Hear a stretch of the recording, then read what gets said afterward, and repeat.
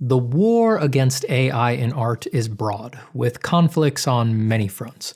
There are skirmishes at the borders of commercial art, fine art, personal art, the laws around art, and changes at art institutions like art colleges and museums.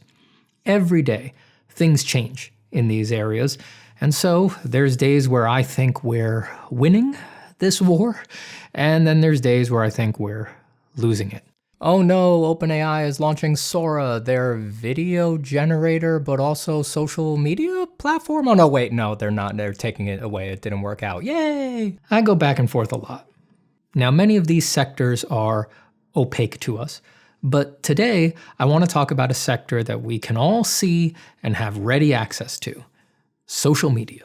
Who is winning the fight for people's attention on social media? AI or good old-fashioned human creativity? Now, some of you are already saying, who cares? No one should care about this.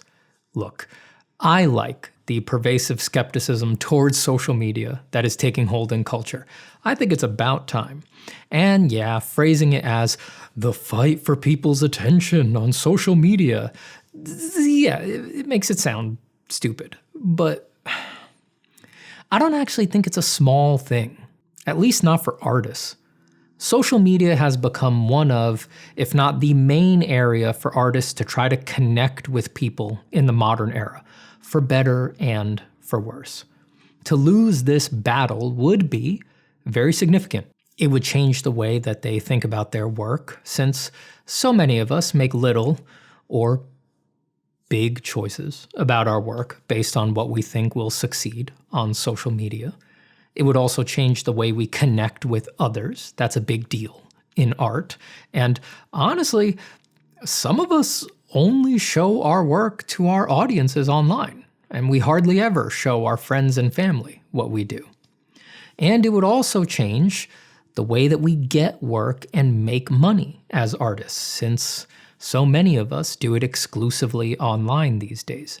Given all the implications, it worries me that the field is so hotly contested.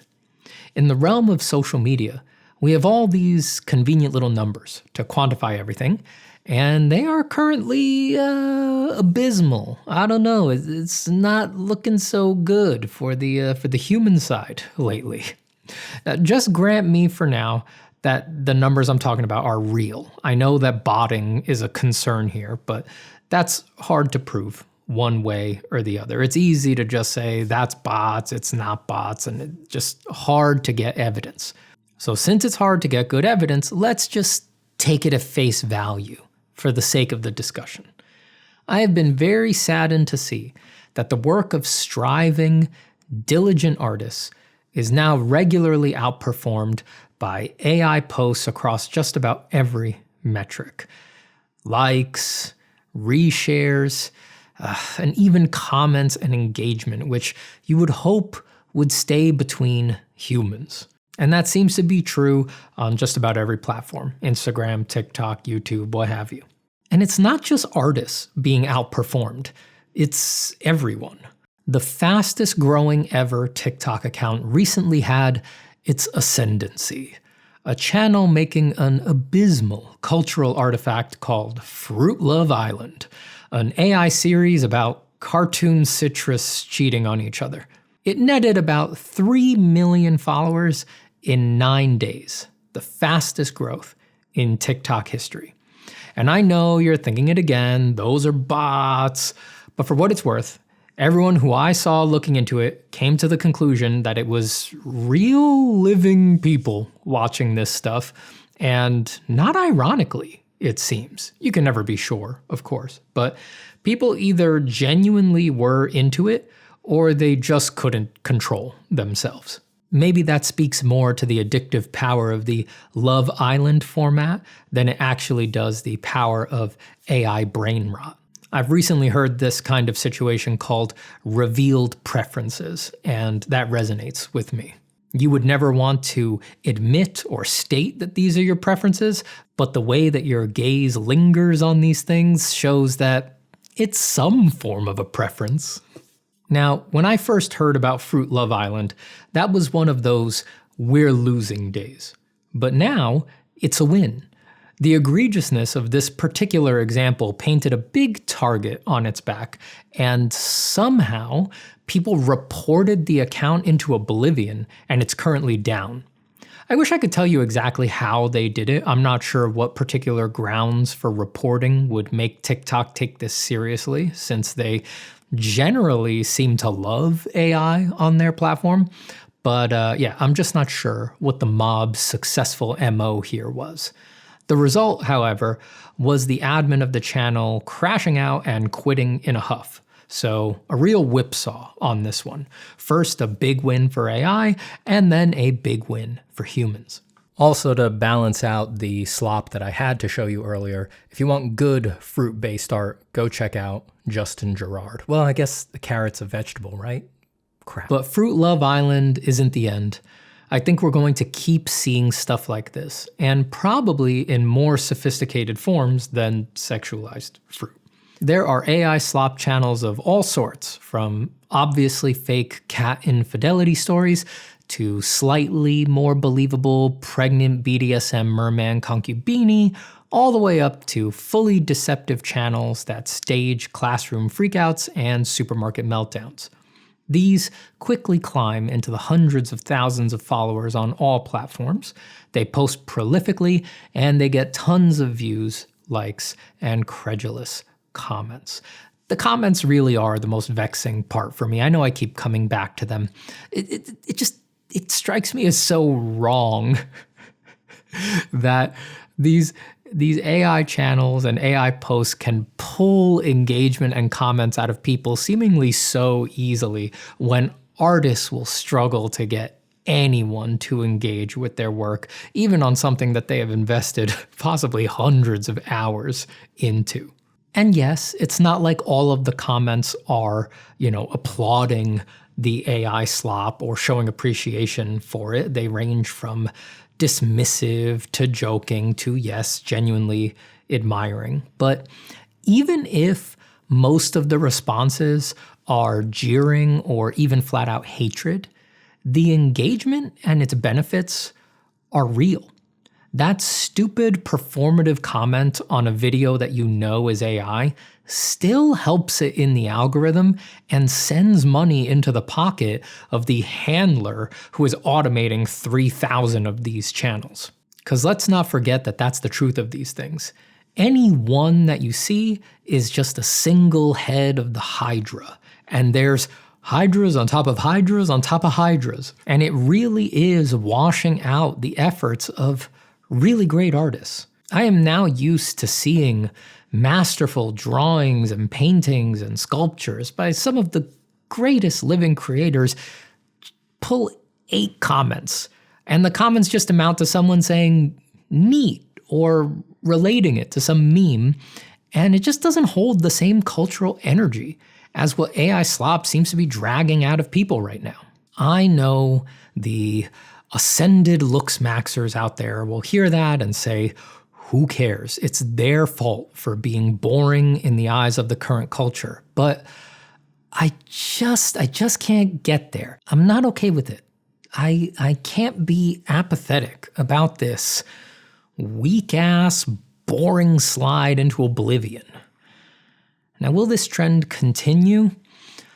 I unfortunately think so. And it's not because people deeply want it. I do see that the overall tone towards AI from people has become pretty overwhelmingly negative, and obviously I'm super gratified to see that, as any human being should be. But I think it will continue, not because of people's relationship to it, but more just because the platforms and the systems that this little war is playing out in have become increasingly inhuman. And in an inhuman system, the ideal actor is not going to be human. We can't really find this surprising. I mean, the disposable, silly, and novel are the favorites of our era, which demands a flitting attention and an allergy to depth, which the major platforms have readily adapted to with short-form video, the current meta for capturing people's attention as aggressively as possible.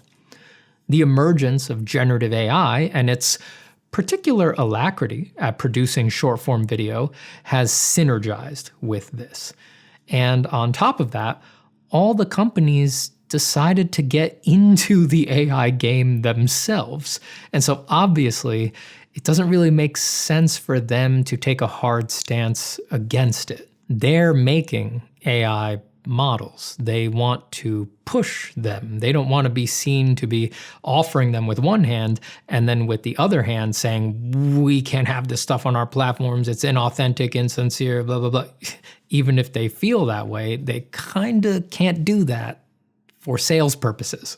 And I think that the current platforms have doomed themselves by allowing AI-generated media of any sort, so long as it is labeled and self-attested. This is an important period where AI channels, accounts, and businesses will put down roots while their presence is accepted, and learn through experience how the platforms monitor and identify them. If sentiment ever shifts, and it seems better to ban all AI agents and content from social media, the platforms that are already thoroughly bugged with them will find it impossible to remove them with how latched they have become. Any future or emerging platforms that keep a strict firewall from the start might fare better in this era, but of the ones that have come up, we have yet to see one succeed to the level of, let's call it, capitalist satisfaction. So has AI won on social media? Not yet. But I gotta admit, I feel like it's almost there. Social media is a numbers game, and AI is good at gaming the numbers. So what lessons can we learn from this? If we lose the battle, how do we win the war? I think we've learned that many of our goals on social media were foolish from the start. We thought, at least unconsciously, that vast numbers of likes, follows, and comments had to indicate that our work was something valuable, even if we knew these quantifiers were somewhat crude. That the throngs of people we would attract must be somewhat tasteful, something like ourselves, that they were being edified by our artwork in the same way that we are edified by artwork. Wow, did that turn out not to be true. When you compare the 18,000 likes on your great drawing to the 18,000 likes on the cat infidelity AI video, it kind of makes it feel like there's a disconnect, doesn't it? Maybe the likes were not worth as much as we had hoped they were. I believe the AI boom has shown that we don't really want the social media audience's just raw attention, and it is going to force us to turn a skeptical eye on the audience we already have. Could some of them be bots? If they aren't bots, why are so many of them happy to gorge on AI and its various fruits? With their revealed preferences so naked on AI accounts, we may finally see how vain it was to court them. I do hope that this will ultimately change our relationship to the numbers, those damned numbers. Once we all realize that they don't actually indicate anything we really want, we might be able to finally stop obsessing about them. It might feel better in the near future to have a very small, very engaged contingent as your audience, showing that you have sifted the dross and found the few who are like yourself, who are attuned to your tastes and who share your values. This will likely need to be done by being somewhat al dente, rather than the soft, vaguely palatable mush that most artists aspire to be today. It was always possible to want and cherish that, of course. It's just that the riptide of culture goes the other way. If it doesn't do numbers, it might as well not exist. If even one person leaves a negative comment on my art, that's all I'm going to fixate on. That's the only real part. I can't derive any joy from whatever sea of love I may have gotten, but I can wring nights of agony from that one rude comment. Not for long, I think. In fact, if this comes to be, we may find ourselves gagging if we wake up to a wave of placating love quantified by high numbers. It may come to indicate to us that actually something is wrong. Alarm bells may go off if our work is just accepted instead of challenged. The best case may be that we will navigate back to the local and find a way to make the abstraction of the internet irrelevant. Can you even fathom the end of social media or the internet? It may be easier to imagine the end of the world than the end of the internet, but it can, of course, end. The internet's current form is propped up by the nature of our economy, politics, utilities. It's not some monolithic, independent thing. If other things change, the internet will change with them. And if the factors that support it fall away, so will it. If that were ever to happen, tumultuous as it may be, we might find it to be a huge opportunity rather than a disaster. In closing, we might preempt the sentiments of the adaptophiles, who would say that we shouldn't even be thinking about who's winning what fight where, but rather we should just arm ourselves with AI and use that to regain ground on social media, to empower ourselves with the technology and thus be able to keep up. To this, I can only muster an ew. You're not arming yourself when you do that. You're just setting the stage for the ultimate dissolution of your skills and creativity. I'd rather just not be an artist anymore, or at least not one who posts. And no artist of substance should discard their humanity for these shallow adulations they might be able to pull from social media if they use AI. I mean, seriously, just for the sake of remaining relevant on these blighted platforms, you would permanently mark yourself as untrustworthy, as willing to automate your own creativity and pass it off on your audience, turning them into consumers of the lowest order. Once you are marked as this kind of artist, your only hope is for the whole world to give up caring, to slide grinning into the madness of apathy, at which point we all lose. None for me, thanks. Happy drawing, all.